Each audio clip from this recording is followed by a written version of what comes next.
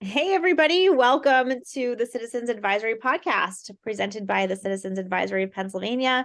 I'm Jess Stahlnecker, Executive Director, and I'm back from a family vacation here with our second Vice President, Amy Carrozza. Amy and Ben did a great episode last week on inappropriate books in school while I was away. Go take a listen if you haven't already. That was episode 15. Today we want to do things a little bit differently. I sent my children back to school yesterday. I think, Amy, your kids go back when next week? The Tuesday after Labor Day, actually, Valley Oh, West. you guys still have a whole We other do. week. But regardless, back to school is here or it's coming very quickly. And so what we wanted to do is we wanted to have kind of a mom to mom conversation, and talk about some of the frequently asked questions we've been getting when it comes to going back to school. We did the episode on our opt-out form. That was episode 14. You can go check that out in our on our channel. But along with that opt out, we get questions because it's never really, a guarantee that the school is going to cooperate the way that they should.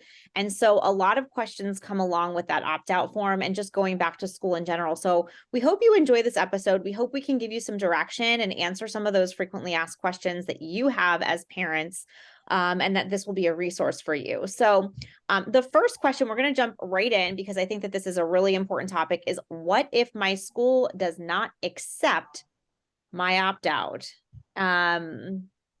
So first of all, Amy, like what do you see as the purpose of the opt-out in general? I mean, we're doing this Yeah. kind of as a way to set something straight with the school, but do we expect that they're going to fully cooperate all 100% of the time?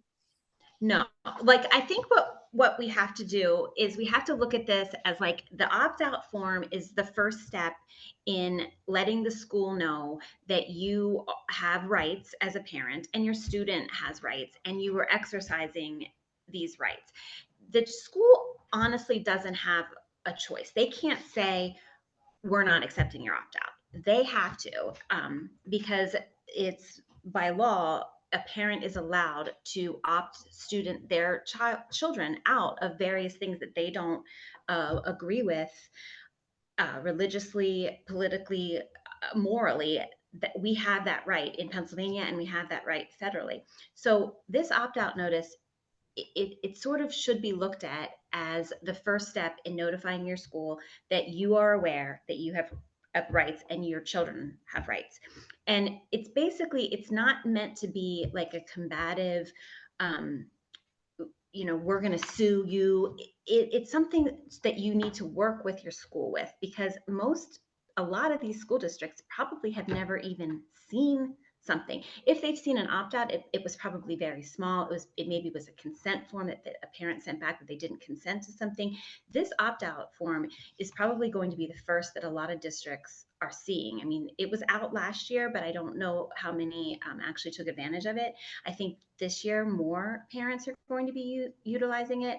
So we're probably going to get a lot of questions, and you are going to get a lot of questions perhaps from your administration, the superintendents, perhaps even some teachers will come back to you. So in that case, you just have to be willing to engage and work with your school, and letting them know if they need more information, what it is that you are opting your child out of.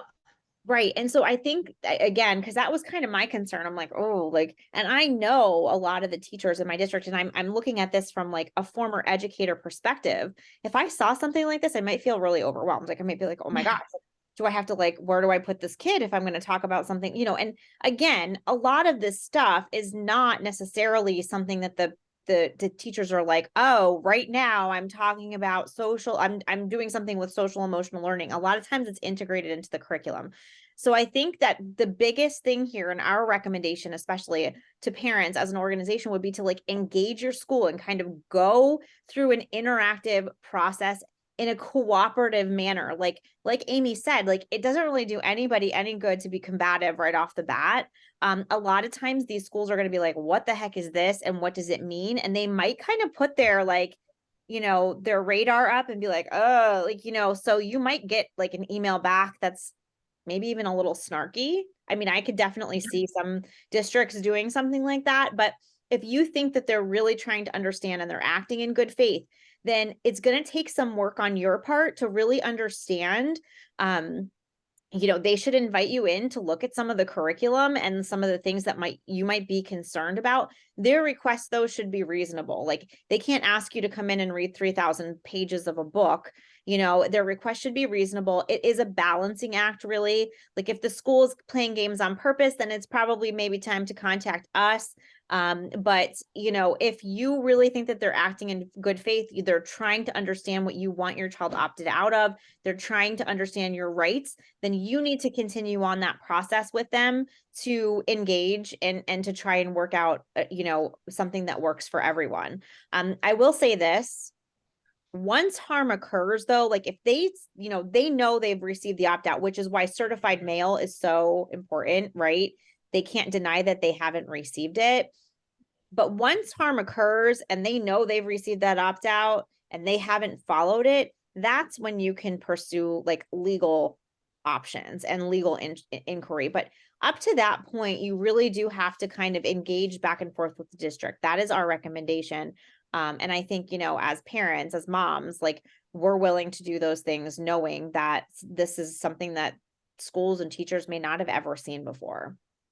Yeah, and I just wanted to add on, like, for instance, I know that some school districts, we did a whole podcast on surveys. I know that some districts were doing surveys in the school, and some teachers were taking it upon themselves to just offer surveys as part of the like classroom curriculum.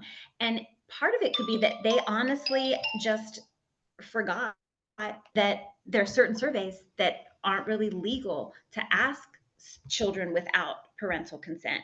This kind of thing, having an opt-out, will just trigger and or perhaps enlighten, if the teachers were never told, like, you can't ask certain questions on a survey.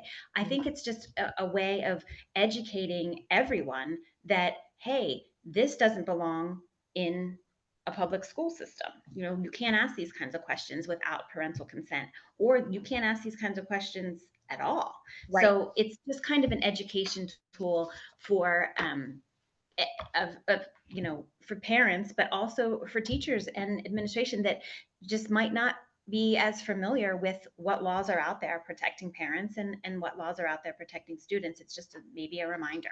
I think that that's such a good point too, because like that's our name, right? Or the citizens advisory. Like, Yeah. we're not trying to be combative with these schools. Like, No. it's not our goal at all. We really want to cooperate and really make a better environment for our kids and to make sure that their rights and our rights as parents are upheld. And so it is really important to understand that that's our goal, is not to be again, like, we're on the same team, so to speak. Right. We want everybody to be working together for that common goal of having like an excellent education, but also like, making sure that parents do have the final say in what their kids are learning, what their students are being subjected to. So, or subject to. So, the next one is kind of a little but we've had this happen, is what if a teacher has political activist material in the classroom? I know you and I have both had experiences with this. So, Yeah, I know that I believe we saw even last year a couple Facebook posts, and I know that I remember seeing perhaps some teachers even just during back to school night and meet the teacher night. You can sometimes see if there's political flags, or a lot of times it'll be like maybe the LGBTQ pride flag or a Black Lives Matter flag, or and the teachers aren't necessarily, they might not even be activists. It's just they're thinking, well, this is a welcome all sign, and right. but legally they cannot be doing that. They cannot have that in the classroom. So if you would happen to see that, and I mean, ideally you would want to take a picture to, if you would think that you would, they wouldn't, but they would deny it, that it's existed.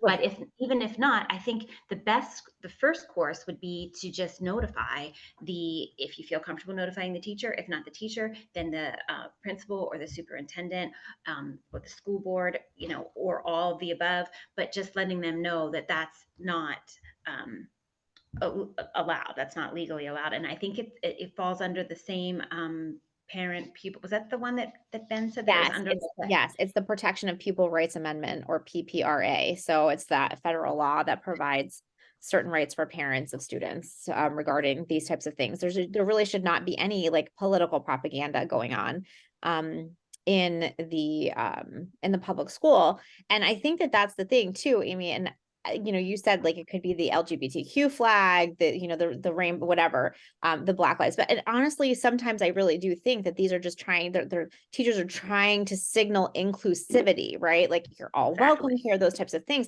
So, I mean, they're not really necessarily flying Trump flags, but we would say the same for that. Like politically speaking, like, and as an apolitical, non-political organization, like those things just don't belong, period. No matter what side of the aisle, no matter what political party, no matter, what it stands for, it still doesn't belong, period. And so I need to make that clear.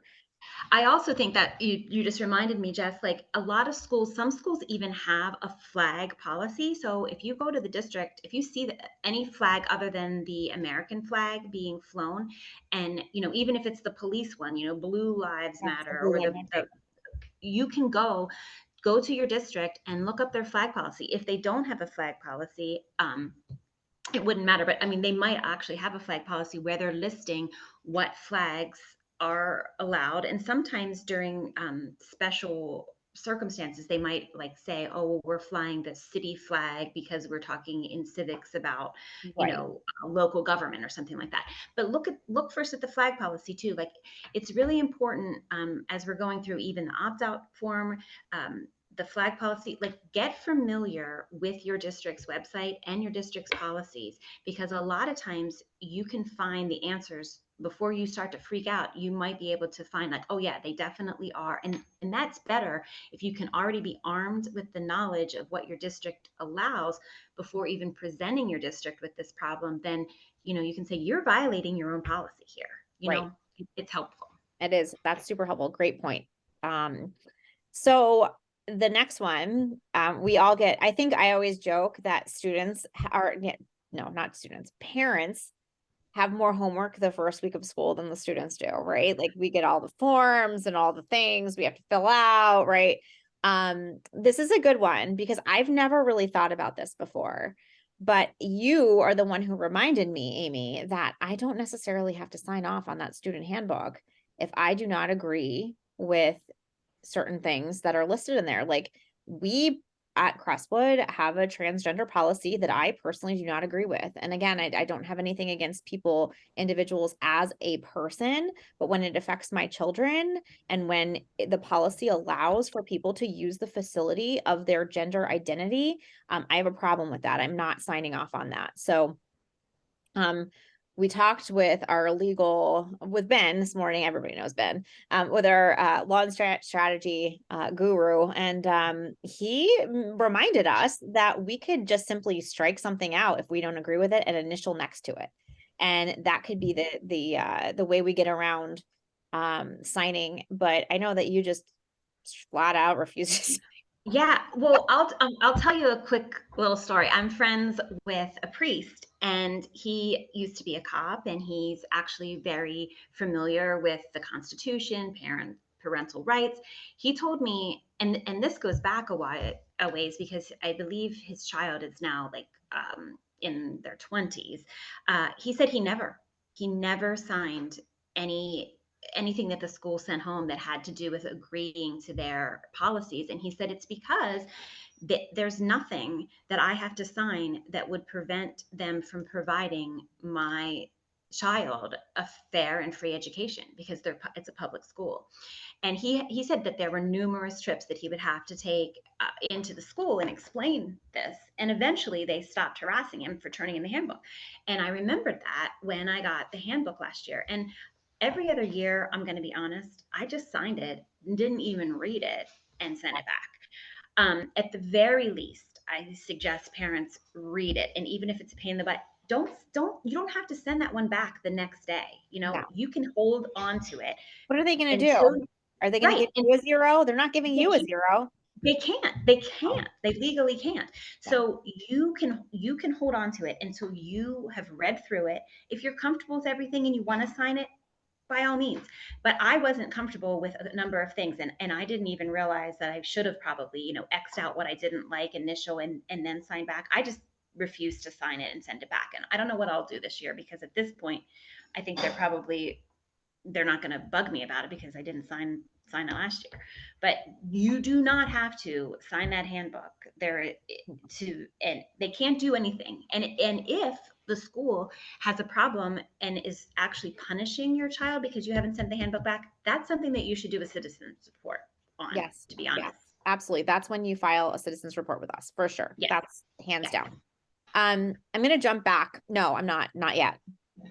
This is a good one. This is something that I'm, seeing again, like just makes my skin crawl. Do I have to provide proof of vaccine / get my child a COVID vaccine or booster? And maybe we're not even just I mean, again, my kids for the most part had all of their childhood vaccines, they're whatever, but like there are certain ones now that I'm like, I've done research on that I'm like, I don't think we want to do this one. Like, I just don't think it's necessary. I've done the research on it. So please don't like label me as like whatever. But I've done some homework, a lot more homework than I did before. I was just kind of following blindly the schedule. And I think this is an important topic because there are a lot of people who have kind of become more reluctant to just follow the schedule, and they want to make maybe not mainstream decisions for their kids. And I'm not saying, again, like I'm not saying about completely like I know that some vaccines do have a purpose. I'm not trying to be like anti-vaccine. I'm just saying, especially like even this COVID vaccine, which is a new thing. And there were a lot of people who were saying that well, even the colleges which were private institutions for the most part, were saying that it was mandatory that you had a vaccine before you came back to school. We started to see that maybe that would become a thing in the public school systems, which thankfully it hasn't in Pennsylvania. But I mean, these are things that are definitely in the back of my mind. So what do parents do about this? Do we have to Yeah. be doing these things? No, that's the thing that I think is just another reminder to the school and to parents that, especially in the state of Pennsylvania, do not have to provide the vaccine records, or the ever have to feel that we are forced or mandated to do any vaccines for our children, because there is in Pennsylvania State Code, it is, and I pulled it up, it is Chapter 23 or Title 28, Chapter 23, exemption from immunization. And there's medical exemption and there's a religious exemption. And the religious exemption doesn't have to mean you have to get, the priest, you have to provide the church. It can be I'll just read it. Children need not be immunized if the parent, guardian, or emancipated child objects in writing to the immunization on religious grounds or on the basis of a strong moral or ethical conviction similar to a religious belief. And in the state of Pennsylvania, you do not need anything more than a letter sent to your school saying, and there's examples of letters that you can find. I think we even I think we're going to put one up on our website, we can right? put one on our website. Yeah, But that's all that's required for the state of Pennsylvania to exempt your child. And you, even if you don't know if you're going to later on exempt your child from a certain vaccine, you can still put that on file, and there's nothing they can do about it. Even, I mean, my children are up to date on all of their required immunizations, but I sent that in because I don't know if they're all of a sudden going to do a COVID mandate just out of the blue, even if it's not legal. I wanted this on file way so before that, that. Yeah, yes, so that smart. because who knows if things get tied up in court, if they're like, well, things are in court, child can't come to school. Like, Right. I wanted this in there. Yeah. Yeah. And I think that's such a good idea because who knows? I mean, who knows what the next thing is going to be, right? Like we need the monkeypox vaccine, whatever it is, right? Like we I don't just know. I just don't trust anything. And even if it's illegal, we know that schools are doing illegal things. So Yeah, I so just, it's best to have it on file. anytime you can protect yourself with something, Yeah, yes. Amy found a good one. And we're gonna put it on our website under the document library. Just if you want to have one on file, it's not a bad idea to put that there. I want to jump back because this is something that we dealt with quite a bit in the spring. We did an episode on we've talked a little bit about critical race theory, about diversity, equity, and inclusion, social emotional learning, things like that. These are all things that are coming. If they're not already there in some way, they're coming because the schools had to adopt that CRSE, which is culturally relevant, sustaining education, right? And so we know that social emotional learning, diversity, equity, inclusion, they're all going to be part of the curriculum in some way. And so this is a tough one because if you check this box, which we think you should, on the opt-out form, this is going to be one where it's going to boggle the administration and the teachers as to how to opt your children out of this stuff. And so I think like for me, I'm personally going to send a cover letter with my opt-out form that says specifically any I think Benny said these words, any racial ideology, meaning like one class is inferior, one is superior, teaching about, the black race being oppressed and the white, being the oppressor, any of that stuff, or how you said earlier about Christopher Columbus and like them trying to kind of change the narrative surrounding his discovery of America and all of those things, like that kind of stuff is the stuff that I'm going to be specific about so that at least, because what the school's going to say is it's going to be up to your child to Mhm. know that they shouldn't be, or that this is something they want to opt out of. That's not going to happen. I mean, right? That's not going to happen. No, it's not going to happen because I mean, most of the time, your kids aren't even going to notice like, oh, this might be something that's a little biased in the Yeah, assignment. They're just not going to realize that. right. But if you catch it, and you address it with the teacher or the principal, and they're like, you point this out, like this is an example of something that I've opted my child out of, I don't want any parts of this, then okay, they might be educated, and then they'll look for that, or your kid can come back and show you again if you catch it again. I mean, with this specific SEL and DEI, we know it's embedded everywhere. So we really know that checking this box on the opt out is not going to prevent your child from probably being exposed to it. But what it is going to do is going to protect, if your child is consistently and berated and exposed to this by a certain activist teacher, or if after you've gone back to the teacher or the administration and say, look, this is, I don't agree with, and your kid says, well, they're still doing this, they're still harping on this, then you have this opt out, you've sent it into the school, they're aware of it, you've made them aware of it, and then if it doesn't end or doesn't stop, you can come to citizens advisory, and the first thing we're going to say is, well, did you send in the opt out? Has that been delivered to your school? Mhm. That's an added protection if anything would have to be escalated legally. Yeah, absolutely. And I think that that's just it. It's like we don't expect like magic to happen, right? Automatically, like your child is protected from all of these ideologies. Like it's just probably not going to happen.